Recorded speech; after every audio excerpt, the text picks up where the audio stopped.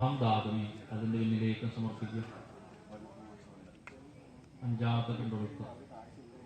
യോഗ്ഭാന്തവ യോഗ്ഭാന്തവ യോഗ്ഭാന്തവ അന്യജന്മ നിബാന്ധവ ദോഷ ഉദ്രണിയാർത്ഥായ ഇമം ബിന്ദ അഹം ദാതുമി അതിൻ്റെ മുന്നിലേക്ക് സമർപ്പിക്കുക.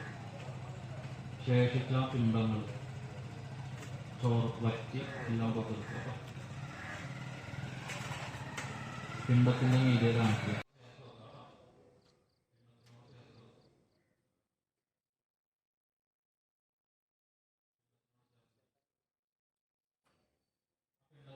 ഒരു പുഷ്പമാണത്ത് ശിരസിന്റെ മുന്നിലേക്ക് സമർപ്പിക്കുക. പ്രാർത്ഥിച്ച് നിൽക്കുന്ന ആൾക്കാരുടെ ഇടതുവശത്തേക്ക്, നമ്മൾ നിൽക്കുന്നതിന്റെ ഇടതുവശത്തേക്ക് 3 വട്ടം തിരിഞ്ഞ് തപ്പണം കേട്ടോ.